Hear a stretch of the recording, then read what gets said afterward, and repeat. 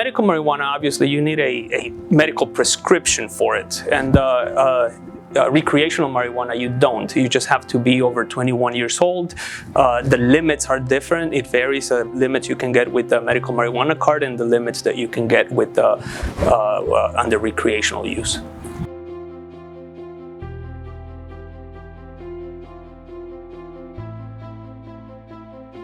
There is a clear rule that says you are not to consume in public places and consume marijuana smoke. So let's be clear, in terms of consuming marijuana, there is a difference between smoking the marijuana flower, like a marijuana joint, and having an edible, a gummy bear.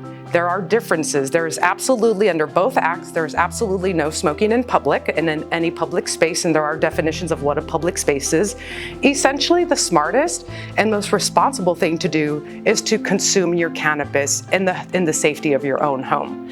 Why? Because for a couple of different reasons, including if you are in a public space, you could definitely risk the potential for a petty offense, for being charged with a petty offense, because under Prop 207, there is a petty offense charge if you are consuming marijuana smoke in public.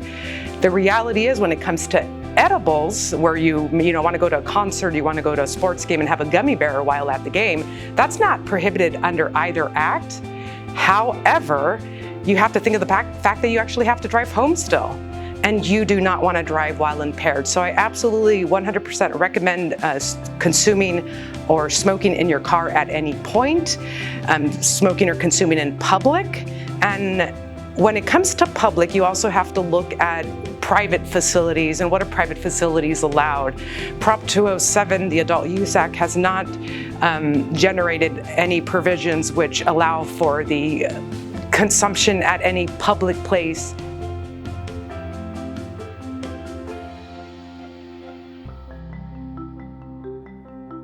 With respect to consumption of medical marijuana, if you're a valid medical marijuana patient, the reality is it is still safer and most responsible to consume in the safety of your own home for a host of different reasons. You do not want to bring attention to yourself. You do not want to have to drive from place to place with the potential for being pulled over and investigating for driving under the influence of marijuana, because that is a crime.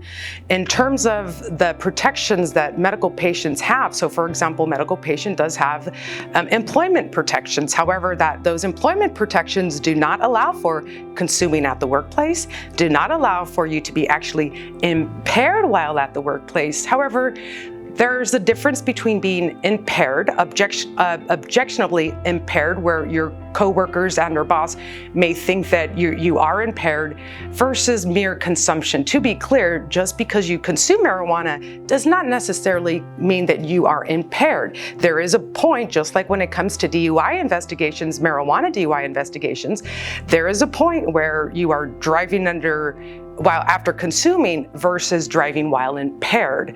So patients need to be very careful that if they do not comply with the Medical Marijuana Act, those protections don't cover them anymore. All those protections go away and they're treated like your average adult use consumer without any discrimination protection. So again, whether you are a medical marijuana patient or just an adult use patient, it is best, safest, and most responsible to consume in the safety of your own home.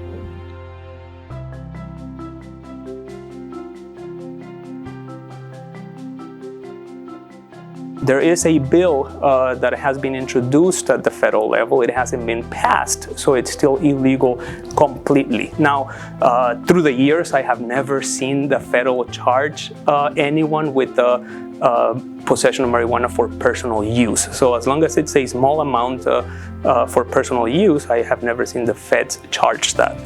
Usually the feds would leave that up to the state, which obviously before the state would be charging that as a possession for personal use, which is a class 6, used to be a class 6 felony.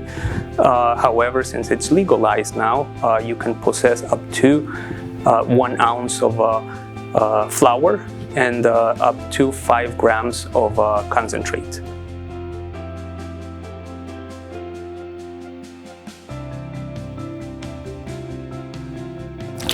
Under the Proposition 207, the Adult Use Act, every adult age 21 and over is able to grow up to 6 plants. Per home, it is up to 12 plants.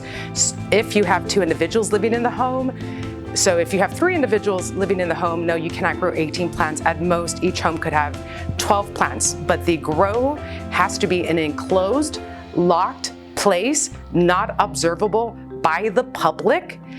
A first offense, that is, if your marijuana is not in a locked, enclosed place or it is observable to the public, the first offense is a petty offense.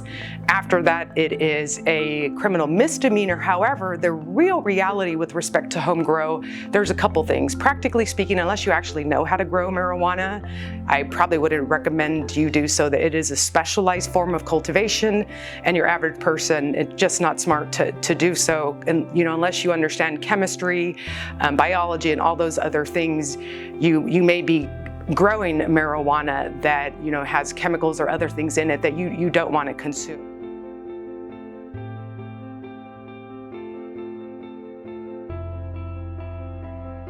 I think that's one of the usual questions. How can I get my conviction or my arrest charge regarding marijuana for personal use expunged?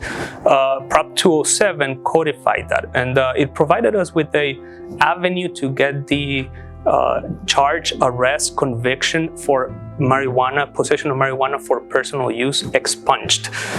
The courts are streamlining the process. I believe they're trying to make it as easy as they can for people to be able to apply for an expungement. This qualifies for everyone that has been arrested, convicted, charged with an offense of possession of marijuana for personal use. The amount can be up to 2.5 ounces of flour or 12.5 grams of concentrate. Everything below that amount can be expunged. The process should be very simple. You should be able to fill out a form which the courts will provide for you.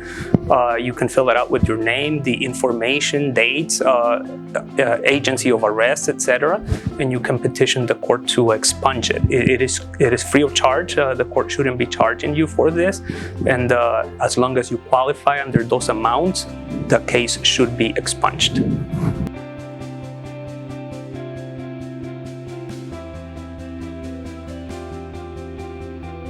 It's always a good idea to have a lawyer every time you go through any type of judicial process.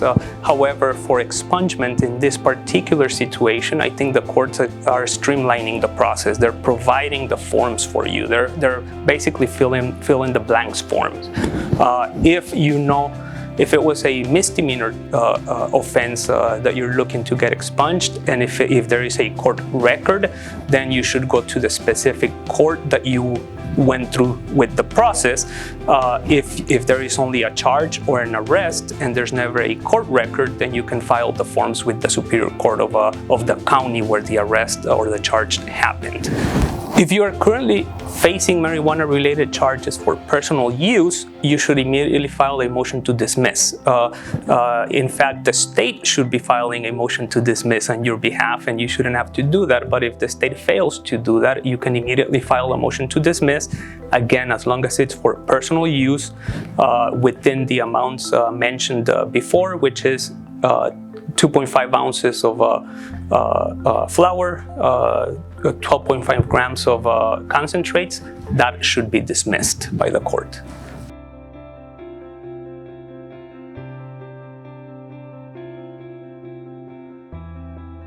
If police, based on the totality of circumstances, reveal that your car smelled like smoke, or you smelled like smoke, or you appeared impaired, the police will continue on with their investigation. They're able to pull you out of the car. I highly recommend against field sobriety testing. Field sobriety testing has been determined to not be at all relevant to marijuana DUIs, although it is relevant to alcohol-based DUIs. So I encourage individuals to, number one, avoid the field sobriety testing, but number two, there are the implied consent rules when you get a license in Arizona that you will subject yourself to a breath or the blood test, so you would have to do that unless essentially an attorney tells you not to, but most attorneys will tell you to comply with the request for blood or other things under the implied consent rules. That being said, you always want to contact an attorney, but the reality is an officer, if they believe that you are impaired, will either through your consent or through a warrant get a copy of your blood. And so again, while I highly suggest calling an attorney and not taking field sobriety test, make sure you comply with the adult consent implied rules.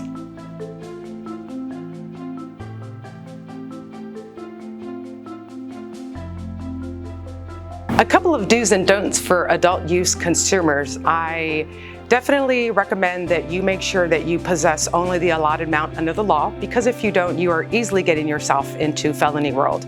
I definitely recommend that you consume in a safe and responsible way, whatever that may mean to you, but to be clear, consuming in public, consuming outside of your home, you're probably getting into a little bit dangerous territory because you're exposing yourself to law enforcement and other agencies that you may not want to expose yourself to. I get marijuana DUI calls all the time because individuals think it's okay to consume, not just consume while driving, but while impaired in driving.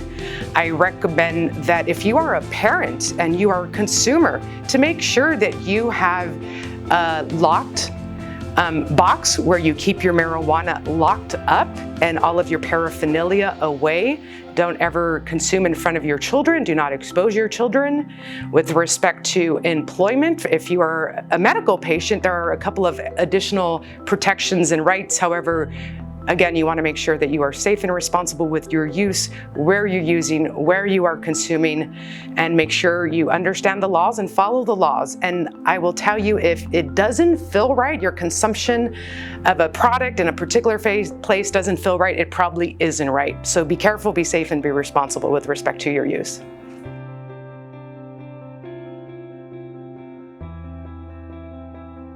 Happy to collaborate with the State Bar in helping people navigate all the legal issues regarding medical and recreational use marijuana under Prop 207. I am happy to work with the State Bar of Arizona.